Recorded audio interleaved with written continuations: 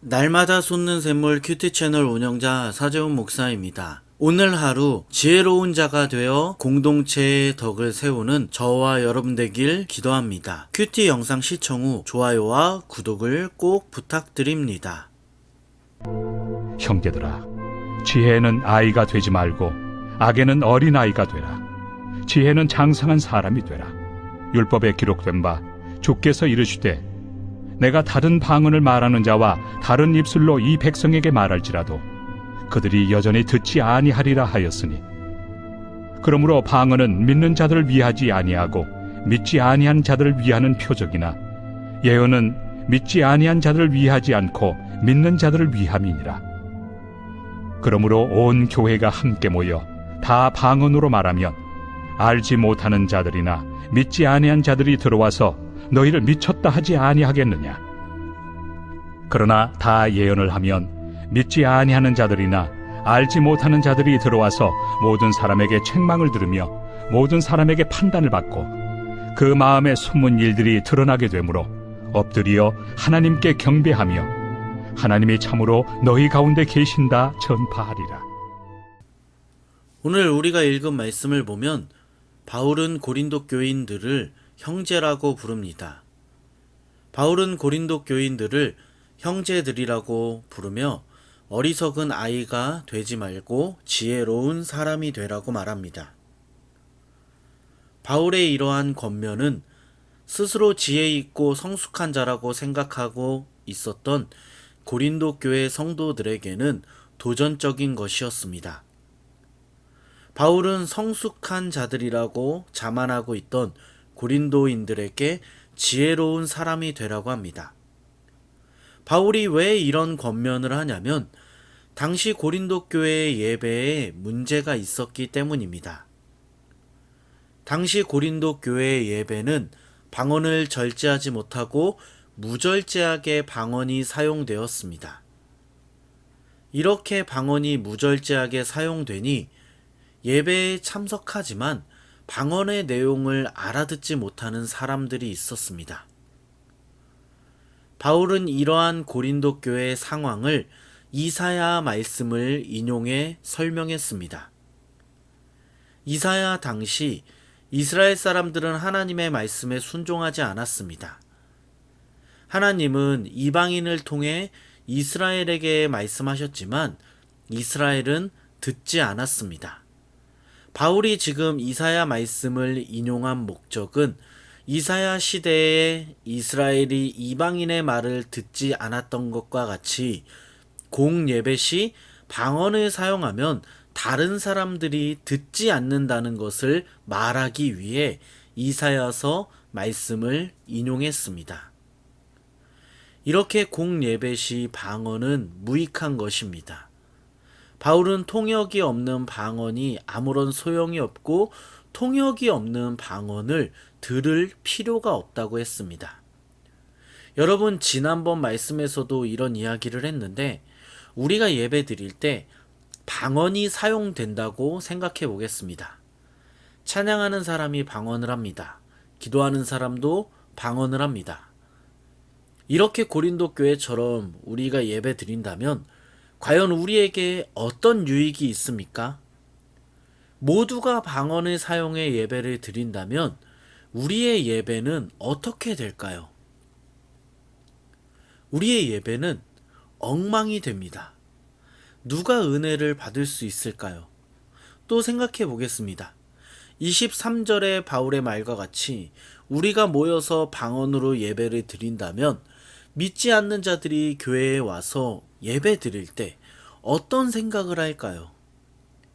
아마도 알아듣지 못하는 말들을 계속하기 때문에 그리스도인들이 미쳤다고 생각을 할 것 같습니다.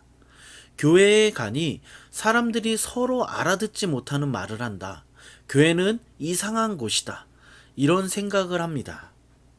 그러므로 바울은 오늘 말씀에서 우리에게 뭐라고 말하고 있습니까?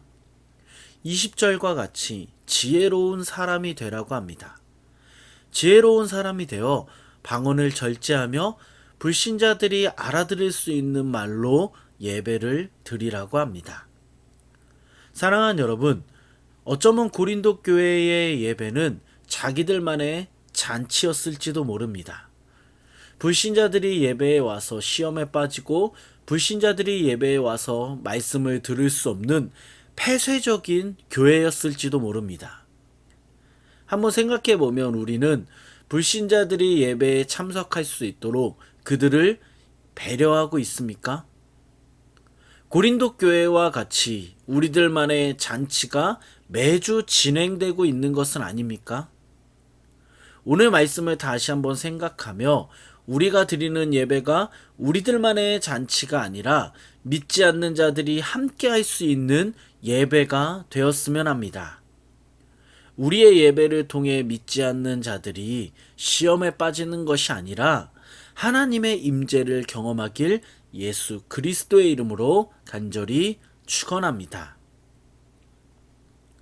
이어서 말씀을 보면 바울은 예배 가운데 모두가 방언을 사용하는 것이 아니라 모두가 예언을 해야 한다고 합니다.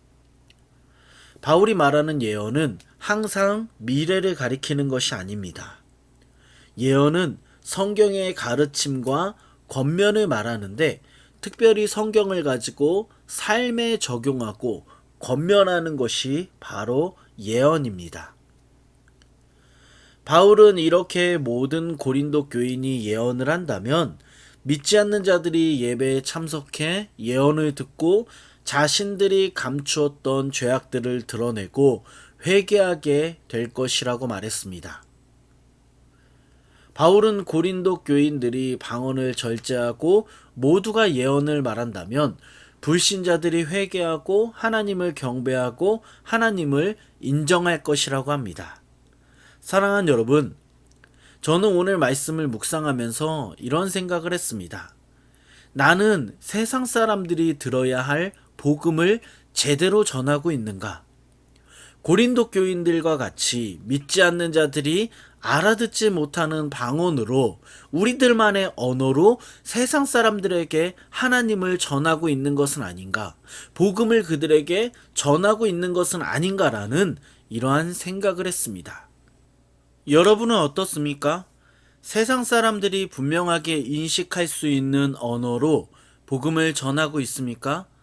아니면 고린도 교인들과 같이 세상 사람들이 알아들을 수 없는 방언과 같은 말로 세상에 복음을 전하고 있습니까? 오늘 말씀을 기억하며 믿지 않는 자들이 알아들을 수 있는 분명한 복음의 메시지를 전할 수 있는 저와 여러분 되기를 간절히 소망합니다. 우리가 분명한 복음의 메시지를 전할 때 세상 사람들은 하나님을 알게 되고 그들은 하나님을 찬양하게 될 것입니다. 말씀을 생각하며 기도하겠습니다.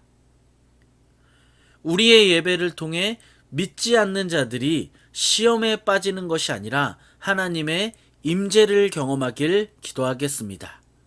또한 믿지 않는 사람들이 알아들을 수 없는 복음의 메시지를 전하는 것이 아니라 분명한 복음의 메시지, 그들이 알아들을 수 있는 하나님의 말씀을 증거할 수 있는 우리가 되게 해달라고 우리 말씀을 생각하면서 같이 한번 기도하겠습니다.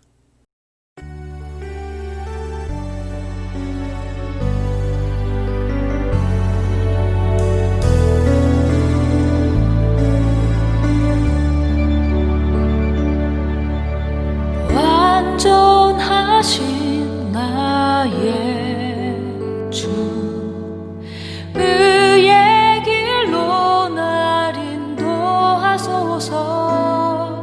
행하신 모든 일 주님의 영광 다 경배